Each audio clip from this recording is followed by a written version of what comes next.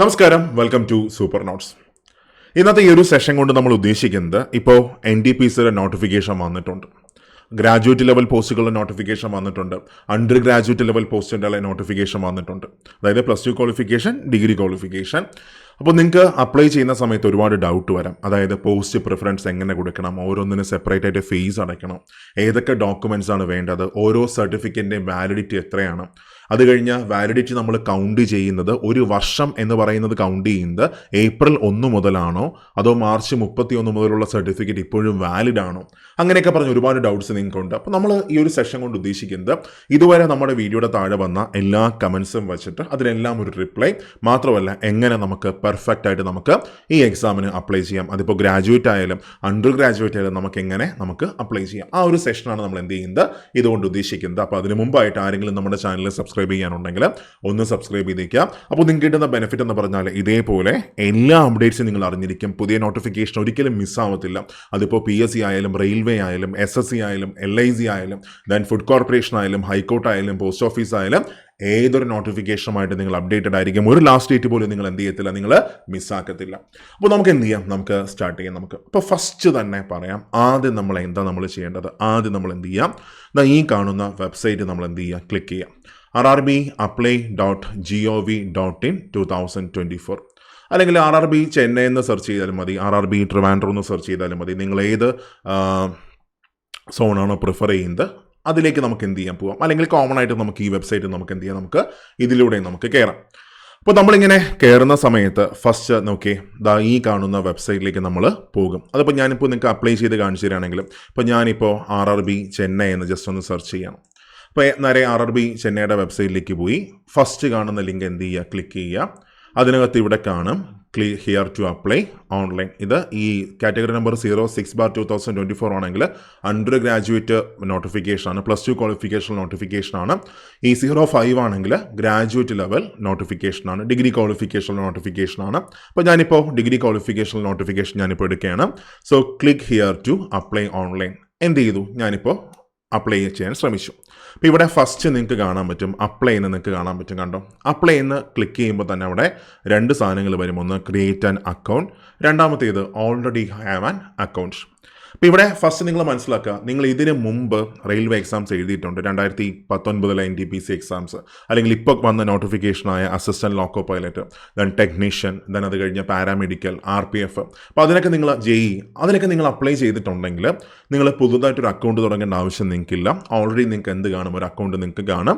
So നിങ്ങൾ എന്ത് ചെയ്യുക, നിങ്ങൾ അതിൽ ലോഗിൻ ചെയ്യുക. ഇനി ആദ്യമായിട്ടാണ് നിങ്ങൾ ഒരു റെയിൽവേ എക്സാം അപ്ലൈ ചെയ്യുന്നതെങ്കിൽ അവിടെ എന്ത് കൊടുക്കുക, ക്രിയേറ്റ് ആൻ അക്കൗണ്ട് നിങ്ങൾ എന്ത് ചെയ്യുക, നിങ്ങൾ കൊടുക്കുക. ഇനി കുറച്ച് പേർക്ക് ഒരു ഡൗട്ട് ഉണ്ട്, എൻ്റെ ലോഗിൻ ഡീറ്റെയിൽസ് അങ്ങ് പോയി, ഇനി ഞാൻ എന്ത് ചെയ്യും. അപ്പോൾ അങ്ങനെയാണെങ്കിൽ എന്ത് ചെയ്യാം, ഇവിടെ നേരെ ഓൾറെഡി ഹാവ് ആൻ അക്കൗണ്ട് നിങ്ങൾ കൊടുക്കുക.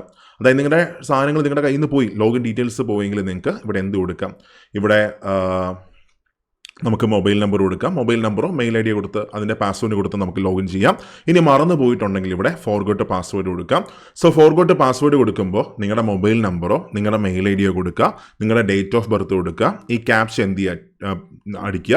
അത് കഴിഞ്ഞ് ക്യാപ്ച അടിക്കുക, ലോഗിൻ ഡീറ്റെയിൽസ് എന്ത് ചെയ്യുക, കൊടുക്കുക, ക്യാപ്ച ടൈപ്പ് ചെയ്യുക. അതേപോലെ അത് കഴിഞ്ഞ് എന്ത് കൊടുക്കുക, പ്രൊസീഡ് കൊടുക്കുക. അപ്പോൾ നിങ്ങൾക്ക് എന്ത് ചെയ്യാൻ പറ്റും, യൂസർ നെയിം പാസ്വേഡ് മറന്നിട്ടുണ്ടെങ്കിൽ നിങ്ങൾക്ക് എന്ത് ചെയ്യാം, നിങ്ങൾക്ക് അവിടെ നിങ്ങൾക്ക് ക്രിയേറ്റ് ചെയ്യാൻ പറ്റും, ബുദ്ധിമുട്ട് വരത്തില്ല. ഓക്കെ, അപ്പോൾ ഇവിടെ നിങ്ങൾ ആദ്യമായിട്ടാണ് അപ്ലൈ ചെയ്യുന്നതെങ്കിൽ എന്ത് കൊടുക്കുക, ക്രിയേറ്റ് ആൻ അക്കൗണ്ട് നിങ്ങൾ കൊടുക്കുക.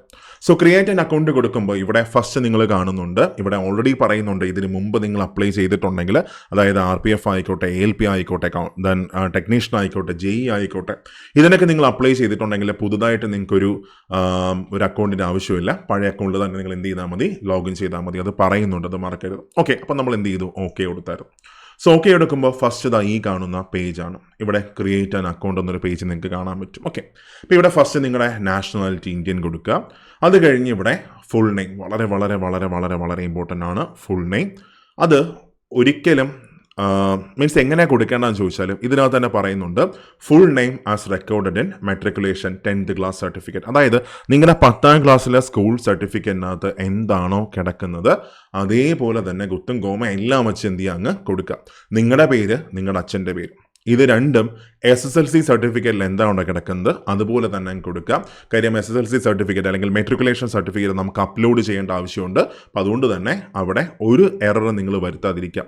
ഇപ്പോൾ ചില ആൾക്കാർക്കൊക്കെ ആണെങ്കിൽ SSLC സർട്ടിഫിക്കറ്റും യഥാർത്ഥ പേരും തമ്മിൽ ചെറിയ സ്പെല്ലിംഗ് ഒക്കെ അങ്ങോട്ടും ഇങ്ങോട്ടൊക്കെ മാറിപ്പോവാം. ഇനി അങ്ങോട്ട് പരീക്ഷാ ഭവനിൽ പോയിട്ട് തിരുത്താനൊന്നും സമയം കിട്ടത്തില്ല. ചെറിയ എറർ ആണെങ്കിലും കുഴപ്പമൊന്നുമില്ല. ആ സർട്ടിഫിക്കറ്റിൽ എന്ത് കിടക്കുന്നോ അതെന്ത് ചെയ്യുക, നിങ്ങൾ കൊടുക്കുക. അത് കഴിഞ്ഞ് നെക്സ്റ്റ് വൺ അടുത്ത് ഇവിടെ നിങ്ങളുടെ എപ്പോഴെങ്കിലും നിങ്ങൾ ഗസറ്റിലെ പേരൊക്കെ മാറ്റിയിട്ടുണ്ടെങ്കിൽ അതിവിടെ താഴെ എന്ത് ചെയ്തേക്കുക, മെൻഷൻ ചെയ്തേക്കുക. Have you change your name, അത് മെൻഷൻ ചെയ്തേക്കുക. പിന്നെ അത് കഴിഞ്ഞ് നിങ്ങളുടെ date of birth. So date of ബർത്തും ഈ ഒരുപാട് പേർക്ക് ഡേറ്റ് ഓഫ് ബർത്തൊക്കെ യഥാർത്ഥവും SSLC സർട്ടിഫിക്കറ്റും തമ്മിൽ വ്യത്യാസമുണ്ട്. അപ്പോൾ അവിടെ ഡേറ്റ് ഓഫ് ബർത്ത് നിങ്ങളുടെ SSLC സർട്ടിഫിക്കറ്റിനകത്ത് എന്താണോ കിടക്കുന്നത് അത് തന്നെ എന്ത് ചെയ്യുക, നിങ്ങളുടെ ഡേറ്റ് ഓഫ് ബർത്ത് കൊടുക്കുക. അത് റീടൈപ്പ് ചെയ്യുക. ക്ലിയർ ആണ്. അത് കഴിഞ്ഞ് ജെൻഡർ കൊടുക്കുക. മെയിൽ ഫീമെയിൽ എന്ത് ചെയ്യുക, ജെൻഡർ കൊടുക്കുക. അച്ഛൻ്റെ പേര് ഇവിടെ കാണാൻ പറ്റും. അച്ഛൻ്റെ പേരും എന്ത് ചെയ്യുക, കൊടുക്കുക. അച്ഛൻ്റെ പേര് കൊടുക്കുന്ന സമയത്തും SSLC സർട്ടിഫിക്കറ്റ് എന്താണോ കിടക്കുന്നത് അത് തന്നെ നിങ്ങൾ എന്ത് ചെയ്യുക, നിങ്ങൾ കൊടുക്കാൻ ശ്രമിക്കുക. പിന്നെ അത് കഴിഞ്ഞ് ഇവിടെ മദേഴ്സ് നെയിം ചോദിക്കുന്നുണ്ട്, അതും എന്ത് ചെയ്യുക, കൊടുക്കുക. നെക്സ്റ്റ് വൺ അടുത്ത് ആധാർ വെരിഫിക്കേഷനാണ്. ആധാർ വെരിഫിക്കേഷൻ, ഓക്കെ, അത് നമുക്കൊന്ന് പറയാനുണ്ട്. ആധാർ വെരിഫിക്കേഷൻ അപ്പോൾ നമ്മളിങ്ങനെ പോകുമ്പോൾ നമുക്ക് ഈ ഒരു പേജൊക്കെ നമുക്ക് കാണാൻ പറ്റും. ഇവിടെ ആധാർ വെരിഫിക്കേഷൻ. ഓക്കെ, ഇവിടെ നിങ്ങൾ ആധാർ നമ്പർ കൊടുക്കുക. ഓക്കെ, ആധാർ നമ്പർ കൊടുക്കുക. സോ ആധാർ നമ്പർ കൊടുക്കുമ്പോൾ ഇവിടെ ഇങ്ങനെ കാണാൻ പറ്റും. അതായത് ആ നമ്പർ കൊടുക്കുമ്പോൾ തന്നെ നമ്മുടെ ഈ നമ്പർ വെച്ചിട്ട് ഓട്ടോമാറ്റിക്കലി ഡേറ്റ എന്ത് ചെയ്യും, സെൻട്രൽ ഗവൺമെൻറ് ഫെച്ച് ചെയ്തിട്ട് ഇവിടെ നിങ്ങളുടെ പേര്, അത് കഴിഞ്ഞ് താഴെ date of birth, select gender, അതെല്ലാം ഓൾറെഡി വന്ന് കിടക്കും. ഇനി അതേസമയം നിങ്ങളുടെ ആധാറിൽ എന്തെങ്കിലും മാറ്റമൊക്കെ ഉണ്ടെങ്കിൽ നിങ്ങൾക്ക് എന്ത് ചെയ്യാം, ആധാറിലെ പേരും ഇൻഷ്യലൊക്കെ വ്യത്യാസം ഉണ്ടെങ്കിൽ ഇപ്പുറത്തെ സൈഡിൽ നിങ്ങൾക്ക് എന്ത് ചെയ്യാം, അത് കൊടുക്കാം. അല്ലെങ്കിൽ കൊടുക്കേണ്ട ആവശ്യം എന്ത് ചെയ്യുന്നില്ല, വരുന്നില്ല. അല്ലെങ്കിൽ അതങ്ങ് ഫില്ല് ചെയ്തേക്കാം. ഫില്ല് ചെയ്യുന്നതായിരിക്കും നല്ലത്. Okay, details as per Aadhaar. അപ്പോൾ ഇവിടെ നിങ്ങൾ എന്ത് കൊടുക്കുക, ഈ holder the Aadhaar number hereby ഇവിടെ ഒരു ടിക്കറ്റ് അങ്ങ് കൊടുക്കുക. എന്നിട്ട് എന്ത് കൊടുക്കുക, വെരിഫൈ കൊടുക്കുക. സോ വെരിഫൈ കൊടുക്കുമ്പോൾ നേരെ ഇങ്ങനൊരു പേജിലേക്ക് നിങ്ങൾക്ക് പോകാൻ പറ്റും. ആധാർ വെരിഫൈഡ് കണ്ടായിരുന്നോ, Aadhaar verified, your Aadhaar verified successfully. അത് കഴിഞ്ഞ് നെക്സ്റ്റ് വൺ അടുത്ത് ആധാർ കൊടുത്തതിന് ശേഷം താഴെ നിങ്ങൾക്ക് നിങ്ങളുടെ പാസ്വേഡ് നിങ്ങൾക്ക് കൊടുക്കാൻ പറ്റും. അതിനു മുമ്പായിട്ട് മറ്റൊരു കാര്യം മറക്കണ്ട, ആധാർ കൊടുത്തു കഴിയുമ്പോൾ ഇവിടെ ഇമെയിൽ അഡ്രസ്സ് ചോദിക്കും. അത് കഴിഞ്ഞ് മൊബൈൽ നമ്പറും ചോദിക്കും. സോ മറക്കണ്ട, ഇമെയിൽ അഡ്രസ്സ് ഒരുപാട് ആൾക്കാർ ചിലപ്പോൾ പാസ്വേഡൊക്കെ മറന്നു പോകുന്ന ഇതായിരിക്കും, അക്കൗണ്ടായിരിക്കും, അല്ലെങ്കിൽ ഉപയോഗിക്കാത്ത അക്കൗണ്ടായിരിക്കും. അപ്പോൾ അങ്ങനെയൊക്കെ ആണെങ്കിൽ നിങ്ങളെപ്പോഴും ഉപയോഗിക്കുന്ന ഒരു വാലിഡ് ആയിട്ടുള്ള ഇമെയിൽ ഐ ഡി എന്ത് ചെയ്യുക, കൊടുക്കുക. കാര്യം ഫർദർ കമ്മ്യൂണിക്കേഷനൊക്കെ അതിനകത്തായിരിക്കും. അതിലെ OTP വെച്ച് എന്ത് ചെയ്യുക, അതിനെ വെരിഫൈ ചെയ്യുക. അതേപോലെ താഴെ മൊബൈൽ നമ്പർ കൊടുക്കുക, അതിനെയും OTP വെച്ച് എന്ത് ചെയ്യുക, വെരിഫൈ ചെയ്യുക. എപ്പോഴും ഉപയോഗിക്കുന്ന ഫോൺ എപ്പോഴും കയ്യിൽ വെച്ചേക്കുക, അത് മിസ്സാക്കരുത്. കാര്യം എന്ന് വെച്ചാൽ ഭാവിയിലുള്ള ഫുൾ കോൺടാക്ട്സും അതിനകത്തായിരിക്കും വരുന്നത്. ക്ലിയർ ആണ്. ഓക്കെ, അത് കഴിഞ്ഞ് താഴെ വരുമ്പോൾ ഒരു പാസ്വേഡ് കൊടുക്കുക. സോ പാസ്വേഡ് കൊടുക്കുന്ന സമയത്ത് അതിനകത്ത് ഒരു ക്യാപിറ്റൽ ലെറ്റർ ഉണ്ടായിരിക്കണം, ഒരു സ്മോൾ ലെറ്റർ ഉണ്ടായിരിക്കണം, ഒരു സിമ്പൽ ഉണ്ടായിരിക്കണം, ഒരു നമ്പർ ഉണ്ടായിരിക്കണം, പിന്നെ ഒരു സ്പെഷ്യൽ ക്യാരക്ടർ ഉണ്ടായിരിക്കണം. ഇവിടെ പറയുന്നുണ്ട് password should be combination of capital letter, small letter, special characters and number. അപ്പോൾ ഇത്രയും കൊടുക്കുമ്പോൾ ഇവിടെ താഴെ ക്യാപ്ച കാണും. ആ ക്യാപ്ച എന്ത് ചെയ്യുക, ടൈപ്പ് ചെയ്യുക. എന്നിട്ട് നേരെ എന്ത് ചെയ്യുക, preview and create an account കൊടുക്കുക. അപ്പോൾ അക്കൗണ്ട് കൊടുക്കുമ്പോൾ എന്ത് സംഭവിക്കും, നേരെ ഞാൻ നിങ്ങൾക്ക് കാണിച്ചു തരാം. ഇതേപോലെ അങ്ങ് പോകും. അതായത് നിങ്ങളുടെ ഇതുവരെ ചെയ്ത അക്കൗണ്ട് ഡീറ്റെയിൽസ് മൊത്തം അവരിങ്ങനെ ഒന്ന് ഫെച്ച് ചെയ്ത് കാണിച്ചു തരാം. അതിനെന്ത് ചെയ്യുക, നിങ്ങളൊന്ന് റീചെക്ക് ചെയ്യുക. ഇവിടെ ഒരു ടിക്കറ്റ് കൊടുക്കുക. I have recheck the about details and found correct, അത് കൊടുക്കുക. ക്രിയേറ്റ് ആൻ അക്കൗണ്ട് കൊടുക്കുക. ക്ലിയർ ആണ്. അപ്പോൾ എന്ത് ചെയ്യും, നിങ്ങളുടെ അക്കൗണ്ട് അവിടെ ക്ലിയർ ആയിട്ട് വരും. അതേപോലെ ഇത് കൊടുക്കുന്ന സമയത്ത് ഇതിൽ തന്നെ പറയുന്നുണ്ട്, ഇൻഫർമേഷനിൽ പറയുന്നുണ്ട്, details filled on the create an account form including email address and mobile number cannot be modified at any stage of recruitment process once account is created. Do you want to proceed? എന്ന് വെച്ചാൽ ഇവിടെ എന്തെങ്കിലും error വരുത്തുകയാണെങ്കിൽ പിന്നെ നമുക്ക് correction window വരുന്ന സമയത്ത് നമുക്ക് എന്ത് ചെയ്യാൻ പറ്റത്തില്ല, തിരുത്താൻ പറ്റത്തില്ല. സോ ഇത് നിങ്ങൾ ഒന്നുകൂടെ ഒന്ന് റീചെക്ക് ചെയ്ത് നോക്കുക.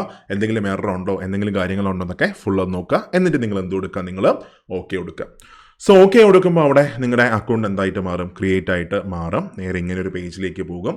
ഇവിടെ നിങ്ങളിപ്പോൾ നിങ്ങളുടെ മെയിൽ ഐ ഡി കൊടുത്തോ, മൊബൈൽ നമ്പർ കൊടുത്തോ, ഇപ്പോൾ നമ്മൾ ക്രിയേറ്റ് ചെയ്ത പാസ്വേഡ് കൊടുത്ത് എന്ത് ചെയ്യുക, നിങ്ങൾ ലോഗിൻ ചെയ്യാം.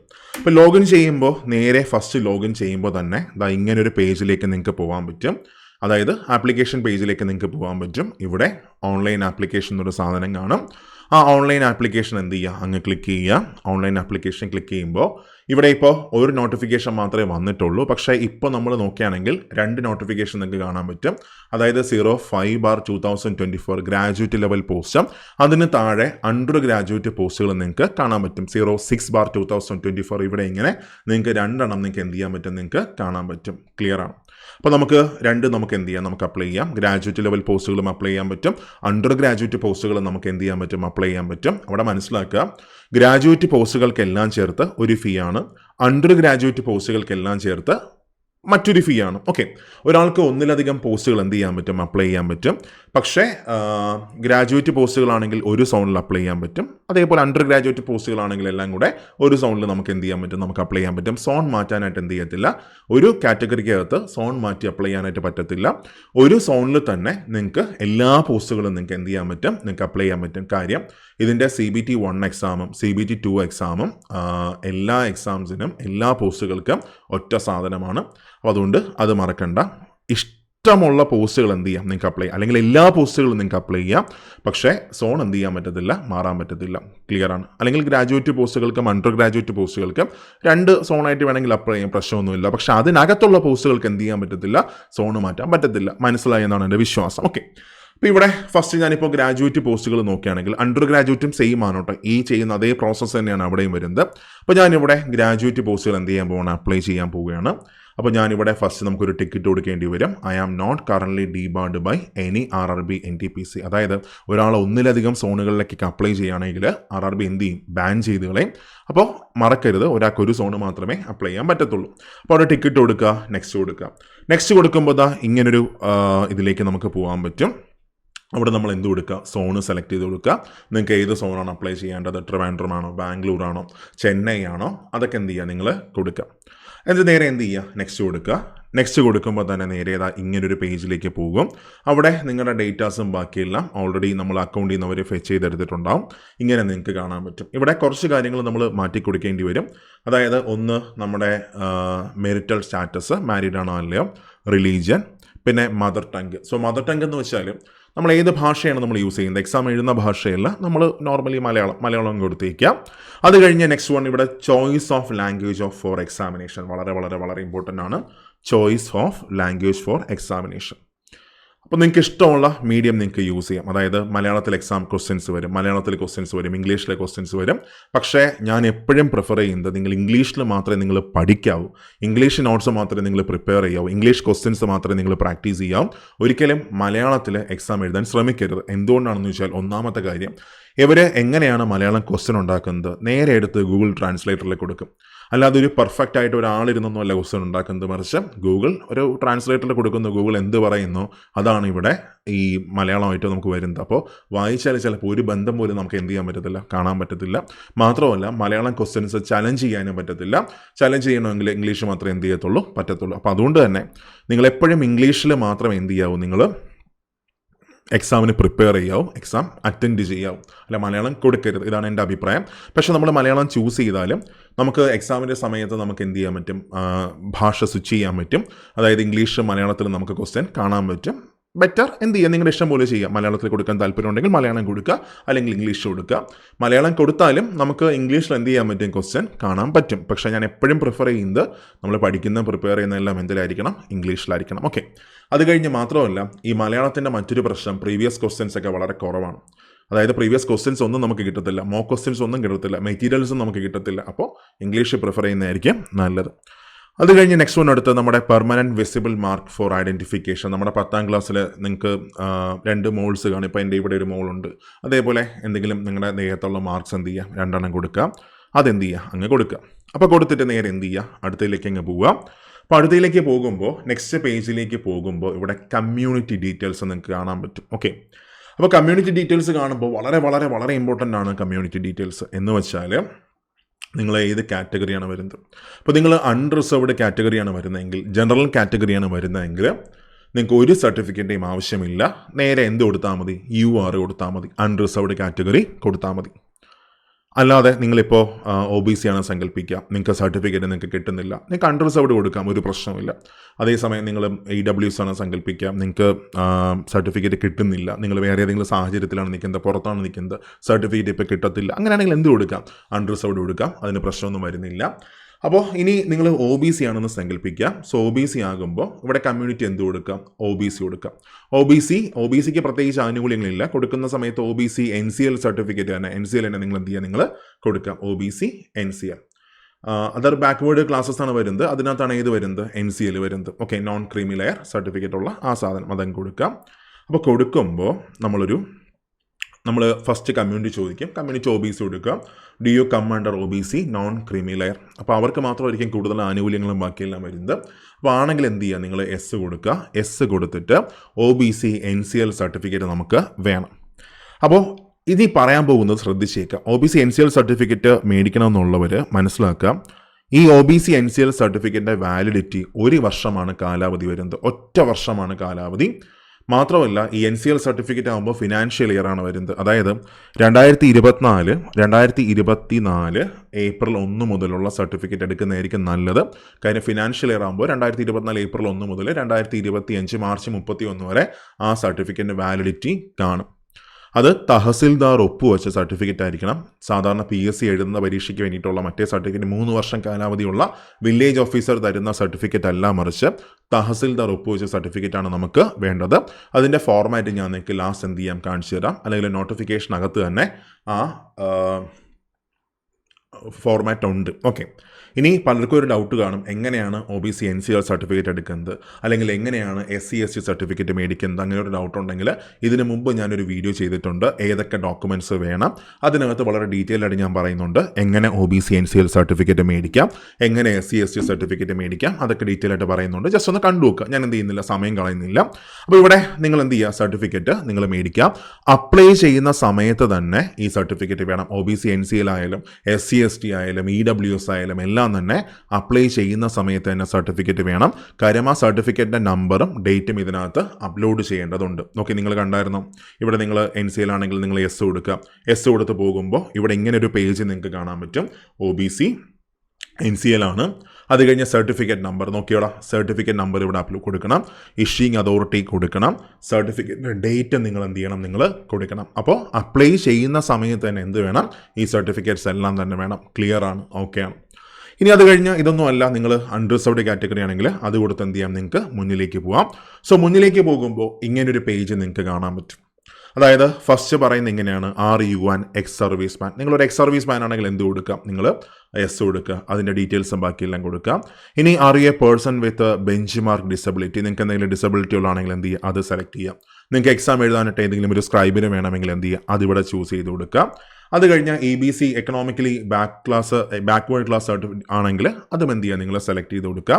എന്നിട്ട് നേരെ എന്ത് ചെയ്യുക? അടുത്ത പേജിലേക്ക് അങ്ങ് പോവുക. ഇനി അത് കഴിഞ്ഞ് നെക്സ്റ്റ് വൺ അടുത്ത് താഴേക്ക് വരുമ്പോൾ ഇവിടെ ഇങ്ങനൊരു ഓപ്ഷൻ കാണാൻ പറ്റും. RU1 employee of Indian railway. നിങ്ങളിപ്പോൾ ഇന്ത്യൻ റെയിൽവേയിൽ വർക്ക് ചെയ്യുന്നുണ്ടെങ്കിൽ എന്ത് കൊടുക്കുക? അത് എസ് കൊടുക്കുക. പക്ഷേ നിങ്ങൾക്ക് എപ്പോഴെങ്കിലും ഈ സർട്ടിഫിക്കറ്റ് വെരിഫിക്കേഷൻ വരുന്ന സമയത്ത് അപ്പോൾ നിങ്ങൾക്ക് റെയിൽവേയുടെ NOC സർട്ടിഫിക്കറ്റ് അവിടെ കൊടുക്കേണ്ടി വരും. അല്ലെങ്കിൽ ഒരു സെൻട്രൽ ഗവൺമെൻറ് എംപ്ലോയി ആണെങ്കിൽ നിങ്ങൾക്ക് ഒരു NOC സർട്ടിഫിക്കറ്റ് അവിടെ കൊടുക്കേണ്ടി വരും. ഓക്കെ, ഇനി അത് കഴിഞ്ഞ് നെക്സ്റ്റ് വൺ നിങ്ങളുടെ അക്കൗണ്ട് ഡീറ്റെയിൽസ് ആണ് ഇവിടെ പറയുന്നത്. ആ അക്കൗണ്ട് ഡീറ്റെയിൽസ് എന്ത് ചെയ്യുക? കൊടുക്കുക. നിങ്ങളുടെ പേര്, IFSC കോഡ്, ഇതിൻ്റെ ബ്രാഞ്ചിൻ്റെ IFSC code, account number, name of bank, അടുത്ത അക്കൗണ്ട് നമ്പർ, അതൊക്കെ കൊടുത്ത് കൺഫേം ചെയ്യും. അതിൻ്റെ ആവശ്യം എന്താണെന്ന് ചോദിച്ചാൽ ഇപ്പോൾ ആപ്ലിക്കേഷൻ സമയത്ത് നമുക്കറിയാം ഏജ് ലിമിറ്റ് വരുന്നത് ജനറൽ കാറ്റഗറി ആണെങ്കിൽ, ഡിഗ്രി പോസ്റ്റുകളാണെങ്കിൽ 18 വയസ്സ് മുതൽ 36 വയസ്സ് വരെ അപ്ലൈ ചെയ്യാൻ പറ്റും. OBC ആണെങ്കിൽ 39 വയസ്സ് വരെ അപ്ലൈ ചെയ്യാൻ പറ്റും. SC/ST ആണെങ്കിൽ 41 വയസ്സ് വരെ അപ്ലൈ ചെയ്യാൻ പറ്റും. ഇനി അണ്ടർ ഗ്രാജുവേറ്റ് ആണെങ്കിൽ, അൺറിസർവ്ഡ് കാറ്റഗറി ആണെങ്കിൽ 33 വയസ്സ് വരെ അപ്ലൈ ചെയ്യാൻ പറ്റും. OBC ആണെങ്കിൽ 36 വയസ്സ് വരെ അപ്ലൈ ചെയ്യാൻ പറ്റും. SC/ST ആണെങ്കിൽ 38 വയസ്സ് വരെ അപ്ലൈ ചെയ്യാൻ പറ്റും. അപ്പോൾ നമ്മൾ ഈ അപ്ലൈ ചെയ്യുമ്പോൾ നമ്മൾ ഫീസ് അടയ്ക്കണം. ഓക്കെ, മെയിൽ ആണെങ്കിൽ 500 രൂപ ഫീസ് അടയ്ക്കാം. ഫീമെയിൽ ആണെങ്കിലോ SC/ST ആണെങ്കിലോ PWD ആണെങ്കിലോ എക്സ് സർവീസ് മാൻ ആണെങ്കിലോ 250 രൂപ ഫീസ് അടയ്ക്കാം. അപ്പോൾ നമ്മൾ ഫീസ് അടയ്ക്കുമ്പോൾ നിങ്ങൾ മെയിൽ കാറ്റഗറി ആണെങ്കിൽ 400 രൂപ അക്കൗണ്ടിലേക്ക് തിരിച്ചു വരും. ഫീമെയിൽ കാറ്റഗറി ആണെങ്കിലോ നേരത്തെ പറഞ്ഞ പോലെ SC/ST ആണെങ്കിലോ ഒക്കെ ആണെങ്കിൽ ഈ ഫുൾ പൈസ 250 രൂപയും അക്കൗണ്ടിലേക്ക് തിരിച്ചു വരും. സോ ഈ കൊടുക്കുന്ന അക്കൗണ്ടിലേക്കാണ് എന്ത് വരുന്നത്? ആ കാശ് തിരിച്ചു വരുന്നത്. അപ്പോൾ ഇത്രയും നിങ്ങൾ എന്ത് ചെയ്യുക? നിങ്ങൾ കൊടുക്കുക, എന്നാലേ നിങ്ങൾക്ക് കാശ് കിട്ടത്തുള്ളൂ. അത് കഴിഞ്ഞാൽ നെക്സ്റ്റ് വൺ അടുത്ത് നെക്സ്റ്റ് പേജിലേക്ക് പോവാം. അത് കഴിഞ്ഞ് പോകുമ്പോൾ നിങ്ങളുടെ സർട്ടിഫിക്കറ്റ്സ് അപ്ലോഡ് ചെയ്യേണ്ട സ്ഥലമാണ്. അപ്പോൾ ഫസ്റ്റ് വൺ ആദ്യം കിടക്കുന്നത് SSLC സർട്ടിഫിക്കറ്റ് ആണ്. ഇതിനകത്ത് ഒരു ഡോക്യുമെൻ്റ് അപ്ലോഡ് ചെയ്യണമെങ്കിൽ ഏത് മാത്രം അപ്ലോഡ് ചെയ്താൽ മതി? SSLC സർട്ടിഫിക്കറ്റ് മാത്രം നിങ്ങൾ അപ്ലോഡ് ചെയ്താൽ മതി. +2ൻ്റെയോ ഡിഗ്രിയുടെയോ സർട്ടിഫിക്കറ്റ് അപ്ലോഡ് ചെയ്യേണ്ട ആവശ്യമില്ല. അത് നമ്പർ മാത്രം കൊടുത്താൽ മതി. 10ാം ക്ലാസ്സിലെ സർട്ടിഫിക്കറ്റ് മാത്രം നിങ്ങൾ എന്ത് ചെയ്യുക, നിങ്ങൾ അപ്ലോഡ് ചെയ്യുക. പറ്റുകയാണെങ്കിൽ ഒരു സ്കാനറിൽ സ്കാൻ ചെയ്തതിന് ശേഷം മാത്രം എന്ത് ചെയ്യുക, ആ ഡോക്യുമെൻ്റ് ആയിട്ട് അപ്പ് ചെയ്യുക. അപ്പോൾ കുറച്ചും കൂടെ ക്ലാരിറ്റി അതിനകത്ത് കാണും. ഓക്കെ, അപ്പോൾ ഇവിടെ ക്വാളിഫിക്കേഷൻ, മെട്രിക്കുലേഷൻ, SSLC, നിങ്ങൾ ഏത് സംസ്ഥാനത്താണ് പാസ്സായത്? കേരള ആണെങ്കിൽ അത് കൊടുക്കുക, കേരള. നമ്മുടെ സ്കൂളിരുന്ന ജില്ല അത് കൊടുക്കുക. പിന്നെ അത് കഴിഞ്ഞ ബോർഡ് ഏതാണ്, നിങ്ങൾ CBSE ആണോ അതോ സ്റ്റേറ്റ് ആണോ, അത് എന്ത് ചെയ്യുക, അതങ്ങ് സെലക്ട് ചെയ്യുക.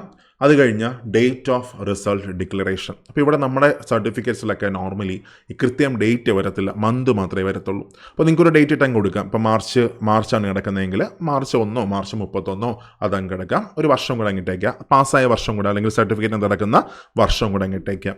ഉദ്ദേശിച്ച് ഇത്രയേ ഉള്ളൂ. സർട്ടിഫിക്കറ്റ് ഡേറ്റ് കാണത്തില്ല, മന്തും ഇയറും മാത്രമേ കാണത്തുള്ളൂ. സോ ആ മാസത്തിൽ ഏതെങ്കിലും ഒരു ഡേറ്റ് നിങ്ങൾക്ക് ഇട്ടെന്ത് ചെയ്യാം, അങ്ങ് അപ്ലോഡ് ചെയ്യാം. നെക്സ്റ്റ് വൺ, നിങ്ങളുടെ റോൾ നമ്പർ എത്രയാണ് അത് കൊടുക്കുക.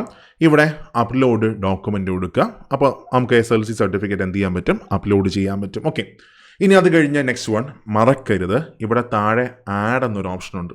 അപ്പോൾ ആഡ് ഞാനിവിടെ ഇങ്ങനെ ഇരിക്കുന്നതുകൊണ്ട് നിങ്ങൾക്ക് കാണാൻ പറ്റത്തില്ല. ഞാൻ ജസ്റ്റ് എന്നെ ഒരു മിനിറ്റത്തേക്കൊന്ന് റബ്ബ് ചെയ്യണം. അപ്പോൾ നിങ്ങൾക്കത് കാണാൻ പറ്റും. കണ്ടോ, താഴെ ആഡ് എന്നൊരു സാധനം കണ്ടായിരുന്നു, ആഡ്. നെക്സ്റ്റ് കൊടുത്ത് പോകരുത്. നെക്സ്റ്റ് കൊടുത്ത് പോയാൽ നിങ്ങൾക്ക് എന്ത് ചെയ്യാൻ പറ്റത്തില്ല, ഇത് അപ്ലോഡ് ആവത്തില്ല. ഇത് ആഡ് ചെയ്താൽ മാത്രമേ എന്ത് ചെയ്യത്തുള്ളൂ, അപ്ലോഡ് ആവത്തുള്ളൂ. ആഡ് ചെയ്യാൻ മറക്കരുത് കേട്ടോ. ഓക്കെ, നെക്സ്റ്റ് വൺ, അടുത്ത പേജിലേക്ക് പോവുക. അടുത്ത പേജിലേക്ക് പോകുമ്പോൾ നമ്മുടെ ഡിഗ്രി +2 സർട്ടിഫിക്കറ്റ് ഇതിനകത്ത് ചോദിക്കത്തില്ല, ഡിഗ്രി സർട്ടിഫിക്കറ്റ് മാത്രമേ ചോദിക്കത്തുള്ളൂ. അതേസമയം നിങ്ങൾ അണ്ടർ ഗ്രാജുവേറ്റ് പോസ്റ്റാണ് അപ്ലൈ ചെയ്യുന്നതെങ്കിൽ ഇവിടെയാണ് ഒരു മാറ്റം വരുന്നത്. ഇവിടെ മാറ്റം വരുന്നത് എങ്ങനെയാണ്? ഇവിടെ ക്വാളിഫിക്കേഷന് ഞാനിപ്പോൾ എന്നെ ഒന്ന് ഇട്ടോട്ടടാ, എനിക്ക് എന്നെ കണ്ടില്ലെങ്കിൽ ഒരു സന്തോഷമില്ല. ഓക്കെ, അപ്പോൾ നിങ്ങൾ +2 അണ്ടർ ഗ്രാജുവേറ്റ് പോസ്റ്റാണ് അപ്ലൈ ചെയ്യുന്നതെങ്കിൽ അവിടെ എന്ത് ചെയ്യുക, അവിടെ ഈ ക്വാളിഫിക്കേഷൻ ബാച്ചിലർ ഡിഗ്രിക്ക് പകരം അവിടെ എന്തായിരിക്കും, +2 ഓർ ഇക്വാലൻ്റ് ആയിരിക്കും. അത്രയും മാത്രമേ മാറ്റമുള്ളൂ, ബാക്കി പ്രൊസീജിയറൊക്കെ സെയിം ആണ്. അപ്പോൾ ഇവിടെ ക്വാളിഫിക്കേഷൻ ബാച്ചിലർ ഡിഗ്രി, ഡിസിപ്ലിൻ ആണെങ്കിൽ നിങ്ങൾ ബാച്ചിലർ ഡിഗ്രി തന്നെ ആയിരിക്കും വരുന്നത്. സബ്സ്ട്രീം ആണെങ്കിൽ നിങ്ങൾ ആർട്സ് ആണോ, അത് കഴിഞ്ഞ് സയൻസ് ആണോ, BTech ആണോ, അതൊക്കെ സബ്സ്ട്രീമിൽ കൊടുക്കുക. സ്റ്റേറ്റ്, നിങ്ങൾ ഏത് സ്റ്റേറ്റിലാണ് പഠിച്ചത്, നിങ്ങളുടെ സ്റ്റേറ്റ് അല്ല, നിങ്ങളുടെ കോളേജ് ഉള്ള സ്റ്റേറ്റ്. ചില ആൾക്കാർ തമിഴ്നാട്ടിലൊക്കെ പോയി പഠിച്ച ആൾക്കാരുണ്ട്, തമിഴ്നാട് കൊടുക്കുക. ദെൻ അത് കഴിഞ്ഞ് അവിടുത്തെ ഏത് ഡിസ്ട്രിക്റ്റിലാണ് നിങ്ങളുടെ കോളേജ് ഇരിക്കുന്നത് അത് കൊടുക്കുക. നിങ്ങളുടെ കോളേജിൻ്റെ പേര് അല്ലെങ്കിൽ യൂണിവേഴ്സിറ്റിയുടെ പേര് കൊടുക്കുക. എന്നാണ് നിങ്ങളുടെ റിസൾട്ട് ഡിക്ലെയർ ചെയ്തത്, അവിടെയും റിസൾട്ട് വരുന്ന സമയത്ത് മന്തും ഇയറും ആയിരിക്കും വരുന്നത്. അപ്പോൾ നിങ്ങൾക്ക് എന്ത് ചെയ്യാം, ഒരു ഡേറ്റ് നിങ്ങൾക്ക് ഇട്ട് കൊടുക്കാം, പ്രശ്നമൊന്നുമില്ല. അത് കഴിഞ്ഞാൽ നെക്സ്റ്റ് വൺ അടുത്ത, do you have typing proficiency in English, Hindi on computer. അവിടെ മനസ്സിലാക്കുക, നമുക്കിതിനകത്തുള്ള ടൈപ്പിംഗ് പോസ്റ്റുകളുണ്ട്. അപ്പോൾ ടൈപ്പിംഗ് പോസ്റ്റുകൾ അപ്ലൈ ചെയ്യാനായിട്ട് നമുക്ക് അതിൻ്റെ സർട്ടിഫിക്കറ്റിൻ്റെ ആവശ്യമില്ല. അപ്പോൾ നമ്മുടെ ടൈപ്പിംഗ് സ്കില്ല് പ്രൂവ് ചെയ്യാനായിട്ട് നമുക്ക് ഒരു സർട്ടിഫിക്കറ്റ് ആവശ്യമില്ല, നമുക്ക് സ്കില്ല് മാത്രം മതി. അതായത് നിങ്ങൾ എനിക്ക് ടൈപ്പിംഗ് സ്കില്ലില്ല എന്ന് പറഞ്ഞ ആരും അപ്ലോഡ് ചെയ്യുക, അത് ആ പോസ്റ്റ് അപ്ലൈ ചെയ്യാതിരിക്കരുത്. കാരണം ഇത്രയാണ് വേണ്ടത്, 1 മിനിറ്റിനകത്ത് 30 വേർഡ് ടൈപ്പ് ചെയ്യുക.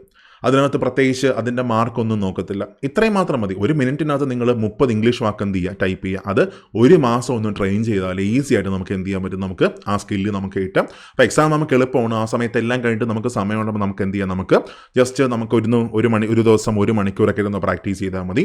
1 മിനിറ്റിൽ 30 ഇംഗ്ലീഷ് വാക്കുകളൊക്കെ നമുക്ക് എന്ത് ചെയ്യാം, നമുക്ക് ടൈപ്പ് ചെയ്ത് കയറ്റാൻ പറ്റാവുന്നേ ഉള്ളൂ. സോ അപ്പോൾ നിങ്ങൾ എല്ലാ ടൈപ്പിംഗ് പോസ്റ്റുകൾക്കും അപ്ലൈ ചെയ്തേക്കുക, അതിന് സർട്ടിഫിക്കറ്റിൻ്റെ ആവശ്യം ഇല്ല, സ്കില്ല് മാത്രം മതി. അപ്പോൾ ഇവിടെ എന്ത് കൊടുക്കുക, do you have typing professions in English, Hindi on computer, yes കൊടുക്കുക. സെലക്ട് എന്ത് കൊടുക്കുക, യെസ് കൊടുക്കുക, ഇംഗ്ലീഷ് കൊടുക്കുക. ഓക്കെ, അത് കഴിഞ്ഞ് നെക്സ്റ്റ് വൺ, അടുത്ത പേജിലേക്ക് പോകുമ്പോൾ നമ്മുടെ ഫോട്ടോ എന്ത് ചെയ്യണം, അപ്ലോഡ് ചെയ്യണം. ഓക്കെ, ഫോട്ടോ അപ്ലോഡ് ചെയ്യണം. അപ്പോൾ ഈ ഫോട്ടോ അപ്ലോഡ് ചെയ്യുമ്പോൾ ചെറിയ പ്രശ്നങ്ങളുണ്ട്. 1, ബാക്ക്ഗ്രൗണ്ട് വൈറ്റ് ആയിരിക്കണം.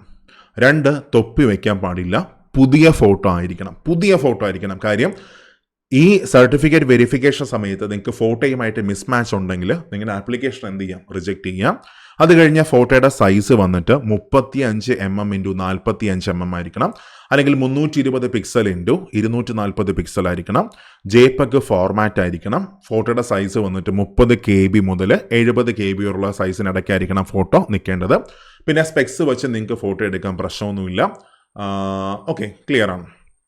അത് കഴിഞ്ഞ് നെക്സ്റ്റ് വൺ, അടുത്ത് നമ്മുടെ ഫോട്ടോ വരും. താഴെ അടുത്ത സിഗ്നേച്ചറാണ്. നെക്സ്റ്റ് നമുക്ക് സിഗ്നേച്ചറാണ് അപ്ലോഡ് ചെയ്യേണ്ടത്. അവിടെ ഈ ഡിഗ്രി നോട്ടിഫിക്കേഷൻ ആണെങ്കിൽ നിങ്ങൾക്ക് സിഗ്നേച്ചർ റണ്ണിങ് ലെറ്ററിലായിരിക്കണം. അതായത് ഇപ്പോൾ ഞാൻ AM AL എന്ന് എഴുതുമ്പോൾ A ഒരു സ്ഥലത്ത് M ഒരു സ്ഥലത്ത് അങ്ങനെയല്ല, എല്ലാം ഒരു പരസ്പരം തൊട്ട് കിടക്കണം. റണ്ണിങ് ലെറ്ററിലായിരിക്കണം സിഗ്നേച്ചർ എഴുതേണ്ടത്. മാത്രമല്ല, നിങ്ങൾ അണ്ടർ ഗ്രാജുവേറ്റ് പോസ്റ്റാണ് അപ്ലൈ ചെയ്യുന്നതെങ്കിൽ അവിടെ സൈൻ ചെയ്യേണ്ടത് ബ്ലാക്ക് കളറിലാണ് സൈൻ ചെയ്യേണ്ടത്. ബ്ലൂ കളറാണെങ്കിൽ ഗ്രാജുവേറ്റ് പോസ്റ്റ് ആണെങ്കിൽ ബ്ലൂവോ ബ്ലാക്കോ നിങ്ങൾക്ക് യൂസ് ചെയ്യാം. പക്ഷേ അണ്ടർ ഗ്രാജുവേറ്റ് പോസ്റ്റ് ആകുമ്പോൾ നോട്ടിഫിക്കേഷൻ എന്ന് പറയുന്നത് ഇങ്ങനെയാണ്, ബ്ലാക്ക് കളറായിരിക്കണം നിങ്ങൾ സൈൻ ചെയ്യേണ്ടത്. ഓക്കെ, അപ്പോൾ അതിൻ്റെ സൈസ് വന്നിട്ട് 50 mm × 20 mm അല്ലെങ്കിൽ 140 pixel × 60 pixel. Size 30 KB to 70 KB ആണ് സിഗ്നേച്ചർ വരേണ്ടത്. JPEG ഫോർമാറ്റ് ആയിരിക്കണം. ക്ലിയർ ആണ്.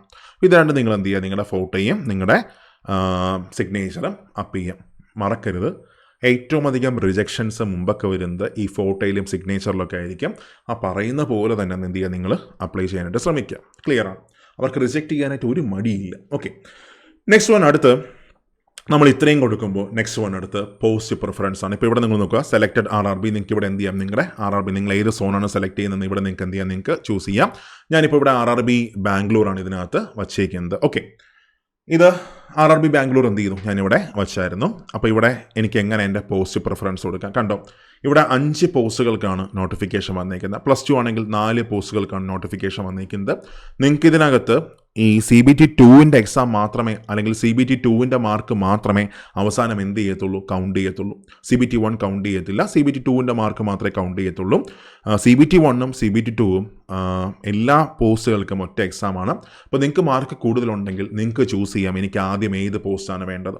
അപ്പോൾ നിങ്ങൾക്ക് ഇഷ്ടമുള്ള പോസ്റ്റ് ഏതാണോ അത് നിങ്ങൾ എന്ത് ചെയ്യുക, ഇവിടെ പ്രിഫർ കൊടുക്കുക. ഇപ്പോൾ ഇവിടെ ഞാനിപ്പോൾ ഫസ്റ്റ് എനിക്ക് ചീഫ് കൊമേഴ്സ്യൽ കം ടിക്കറ്റ് സൂപ്പർവൈസറാണ് ആദ്യം വേണ്ടത്. അതിലെന്ത് ചെയ്യുക, +ൽ ക്ലിക്ക് ചെയ്യുക. +ൽ ക്ലിക്ക് ചെയ്യുമ്പോൾ അതെങ്ങനെ പോകും, ഈ മഞ്ഞ കളർ സ്ഥലത്തേക്ക് വന്ന് ഇവിടെ വന്ന് കിടക്കും.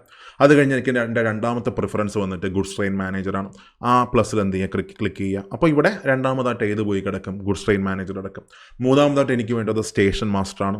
അതിൽ +ൽ ക്ലിക്ക് ചെയ്യുക. അപ്പോൾ എൻ്റെ മൂന്നാമത്തെ പ്രിഫറൻസ് ഏതാവും, ഈ ഗുഡ്സ് ട്രെയിൻ സ്റ്റേഷൻ മാസ്റ്ററായിട്ട് മാറും. അങ്ങനെ നമുക്ക് എന്ത് കൊടുക്കാം, പ്രിഫറൻസ് കൊടുക്കാം. ഇപ്പോൾ ഞാൻ നിങ്ങൾ പ്ലസ് ചെയ്യുമ്പോൾ ഇങ്ങനെയായിരിക്കും പ്രിഫറൻസ് പോയി കിടക്കുന്നത്. എൻ്റെ ഫസ്റ്റ് പ്രിഫറൻസ് വന്നിട്ട് chief commercial cum ticket supervisor, second preference വന്നിട്ട് goods train manager, third preference വന്നിട്ട് സ്റ്റേഷൻ മാസ്റ്റർ, ഫോർത്ത് പ്രിഫറൻസ് വന്നിട്ട് junior accounts assistant cum typist, then fourth preference ആണെങ്കിലോ സീനിയർ ക്ലർക്ക് കം ടൈപ്പിസ്റ്റ്. ഇങ്ങനെയാണ് preference വരുന്നത്. Okay, clear ആണ്. അത് കഴിഞ്ഞ് next one, ഞാൻ RRB ബാംഗ്ലൂരാണ് വെച്ചിരിക്കുന്നത്. നിങ്ങൾക്ക് ഇഷ്ടമുള്ള നിങ്ങൾക്ക് വയ്ക്കാം. ഓക്കെ, നെക്സ്റ്റ് വൺ അടുത്ത് നമ്മൾ നോക്കുമ്പോൾ ഇവിടെ ഇങ്ങനെ കുറേ സാധനങ്ങളൊക്കെ ടിക്കിട്ട് വരും. അതിലൊക്കെ എന്ത് ചെയ്യുക, ടിക്ക് കൊടുക്കുക. നിങ്ങൾ കണ്ണിൽ ലേസിക് സർജറി ചെയ്തിട്ടുണ്ടെങ്കിൽ അതിവിടെ ടിക്ക് കൊടുക്കേണ്ട ആവശ്യമില്ല. അത് കഴിഞ്ഞ് നിങ്ങളുടെ സ്ഥലം, ഡേറ്റ് അത് കൊടുക്കുക. സ്ഥലം, ഡേറ്റ് കൊടുക്കുക. പിന്നെ അത് കഴിഞ്ഞ് നിങ്ങളുടെ സൈൻ നിങ്ങൾക്ക് ഇവിടെ കാണാൻ പറ്റും. ആപ്ലിക്കൻ്റ് സിഗ്നേച്ചർ, പ്രിവ്യൂ ആപ്ലിക്കേഷൻ കൊടുക്കുക. പ്രിവ്യൂ ആപ്ലിക്കേഷൻ കൊടുക്കുമ്പോൾ നേരെ ഇങ്ങനത്തെ ഒരു പേജിലേക്ക് പോകും. അവിടെ I have recheck the above details and found correct, submit കൊടുക്കുക. സബ്മിറ്റ് കൊടുക്കുമ്പോൾ നേരെ എങ്ങോട്ട് പോകും, പേയ്മെൻറ്റ് ഗേറ്റ്വേയിലേക്ക് പോകും.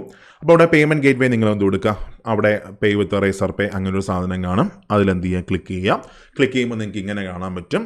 നിങ്ങൾക്ക് നിങ്ങളുടെ ATM കാർഡ് യൂസ് ചെയ്യാം, ക്രെഡിറ്റ് കാർഡ് നിങ്ങൾക്ക് യൂസ് ചെയ്യാം, QR കോഡ് യൂസ് ചെയ്യാം. പിന്നെ അത് കഴിഞ്ഞടുത്ത് QR കോഡ് പറ്റുമെന്ന് അറിയത്തില്ല, ATM കാർഡ് യൂസ് ചെയ്യാൻ പറ്റും, ഡെബിറ്റ് കാർഡ് യൂസ് ചെയ്യാം. ദെൻ UPI ഉണ്ടെങ്കിൽ എന്ത് ചെയ്യാം, അത് നിങ്ങൾക്ക് ചൂസ് ചെയ്യാം. അതെന്ത് കൊടുക്കുക, പേ കൊടുക്കുക. പേയ്മെൻറ്റ് കഴിയുമ്പോൾ നേരെ ഇങ്ങനെ ഒരു പേജിലേക്ക് പോകും. ഇവിടെ നിങ്ങൾ കണ്ടായിരുന്നോ ബാക്ക് പ്രിൻ്റ്, ആ പ്രിൻ്റ് എന്ന സാധനം ക്ലിക്ക് ചെയ്യാം. പ്രിൻ്റ് എന്ന സാധനത്തിൽ ക്ലിക്ക് ചെയ്യുമ്പോൾ നമുക്ക് എന്ത് ചെയ്യാൻ പറ്റും, നമുക്കത് ഡൗൺലോഡ് ചെയ്യാൻ പറ്റും.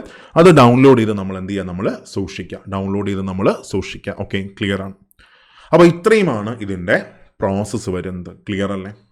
ഇങ്ങനെയാണ് ഇതിൻ്റെ പ്രോസസ്സ് വരുന്നത്, എങ്ങനെ അപ്ലൈ ചെയ്യാം. അപ്പോൾ അത്യാവശ്യം ഭംഗിയായിട്ട് എക്സ്പ്ലെയിൻ ചെയ്തു എന്നാണ് എൻ്റെ വിശ്വാസം. എന്തെങ്കിലും ഡൗട്ട് ഉണ്ടെങ്കിൽ താഴെ കമൻറ്റ് ബോക്സിൽ ഇട്ടിരുന്നാൽ മതി. ഈ വീഡിയോയിലുള്ള കാര്യം ഡൗട്ട് ചോദിക്കരുത്, കണ്ടിട്ട് നിങ്ങൾ ഡൗട്ട് ചോദിക്കാം. ഓക്കെ, അപ്പോൾ ഒരാൾക്ക് ഞാൻ നേരത്തെ പറഞ്ഞു എല്ലാ പോസ്റ്റുകളും എന്ത് ചെയ്യാൻ പറ്റും, അപ്ലൈ ചെയ്യാൻ പറ്റും. ടൈപ്പിംഗ് പോസ്റ്റുകൾക്കാണെങ്കിൽ അതിൻ്റെ സർട്ടിഫിക്കറ്റ് ഒന്നും വേണ്ട, സ്കില്ല് മാത്രം മതി. നിങ്ങൾ എല്ലാ പോസ്റ്റും നിങ്ങൾ അപ്ലൈ ചെയ്തേക്കാം.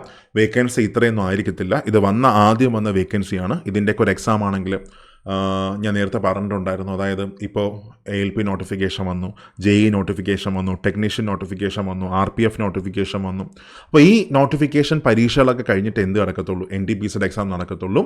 അപ്പോൾ CBT 1 നടക്കാൻ തന്നെ അടുത്ത വർഷം എന്തായാലും മിനിമം മെയ് മാസമെങ്കിലും ആവും. അപ്പോൾ അതിൻ്റെ CBT 2 ആണെങ്കിലോ പിന്നെയും സമയമെടുക്കും, ഏതാണ്ട് 1 വർഷം എടുക്കും എല്ലാ പ്രോസസ്സും കഴിയാനായിട്ട്. അപ്പോൾ അതുവരെയുള്ള വേക്കൻസി മൊത്തം ഇതിനകത്തായിരിക്കും എന്ത് ചെയ്യുന്നത്, കയറി പോകുന്നത്. അപ്പോൾ വേക്കൻസിയൊക്കെ അത്യാവശ്യം നന്നായിട്ട് വരും. നന്നായിട്ട് എന്ത് ചെയ്യുക, പ്രിപ്പയർ ചെയ്യുക. ഒറ്റ സിലബസാണ്, അതായത് ഗ്രാജുവേറ്റ് ആയാലും അണ്ടർ ഗ്രാജുവേറ്റ് ആയാലും ഒറ്റ സിലബസാണ്, ഒറ്റ പ്രിപ്പറേഷൻ. ഇത്രയും പോസ്റ്റുകൾ നമുക്ക് എന്ത് ചെയ്യാം, നമുക്ക് എക്സാം എഴുതാം. ഓക്കെ, അപ്പോൾ നന്നായിട്ട് വർക്ക് ചെയ്യുക. അപ്പോൾ നമ്മളിതിൻ്റെ ഒരു ബാച്ച് നമ്മൾ സ്റ്റാർട്ട് ചെയ്യുന്നുണ്ട്. അപ്പോൾ അതിൻ്റെ ഡീറ്റെയിൽസ് ഞാൻ എന്ത് ചെയ്യാം, വരുന്ന ദിവസങ്ങളിൽ നിങ്ങളെ അപ്ഡേറ്റ് ചെയ്യാം. ഒരു തകർപ്പൻ ബാച്ച് ആയിരിക്കും. അപ്പോൾ പ്രിപ്പറേഷനൊക്കെ നന്നായിട്ട് കൊണ്ടുപോവുക. എന്തെങ്കിലും ഡൗട്ട് ഉണ്ടെങ്കിൽ താഴെ കമൻറ്റ് ബോക്സിൽ ഇട്ടിരുന്നാൽ മതി കേട്ടോ. ശരി, അപ്പോൾ നന്നായിട്ട് വർക്ക് ചെയ്യുക. സബ്സ്ക്രൈബ് ചെയ്യാൻ മറക്കണ്ട. നെക്സ്റ്റ് സെഷനിൽ കാണാം. താങ്ക്